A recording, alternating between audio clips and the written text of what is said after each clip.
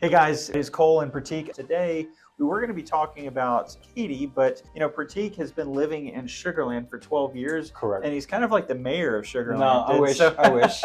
he knows so much more about Sugarland than anyone should. But at the same time, I think that Prateek today is really going to be talking about the pros, the cons of living in Sugarland. There's definitely a lot more pros, right? Correct. So I'm not the mayor of Sugarland, but I am taking classes in the city where only 30 people are selected every year. I'm taking a course, a 10-week course, which is Sugarland 101. Wow. We go through the entire city, how it was built. 1959 was when Sugarland started. I've been there 12 years. A lot of development has taken place. There's some really good communities like Avalon, Riverstone, Commonwealth, Telfair. A lot of diverse population. Yep. So it has been growing, and only 4% land was available in Sugarland as of last year. I believe it. Yeah.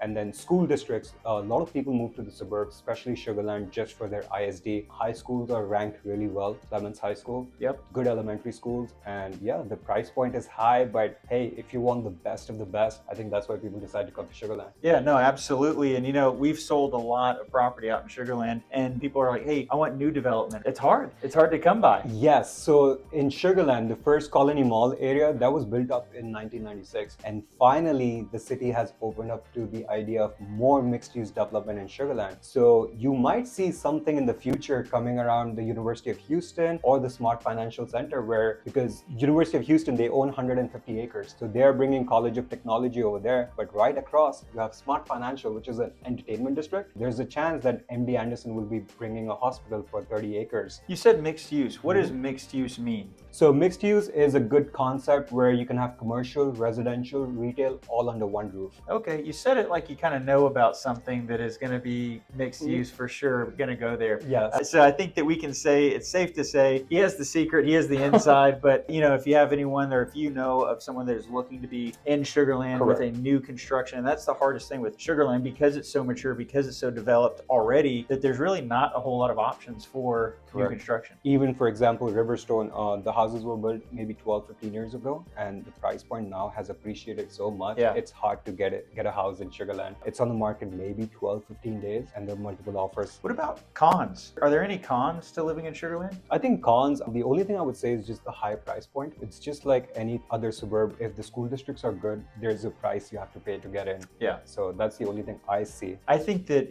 one last pro for Sugarland that not a lot of people take into account is it's right on 59. Correct. Good And access. so it's great access Yes. to, inside the city. So, I mean, if you're in Fulshire and Katy and all of that, you don't have near that access to get right into even Upper Kirby, Bel Air, all of that Galleria area. So you're a pretty quick shot into town. For example, I live in waters of Avalon, and I have good access to University Road, Highway 6, 59 and 99 highway. So I can get to Katy, I can get to south of Houston or downtown in like less than 30 minutes. Yep.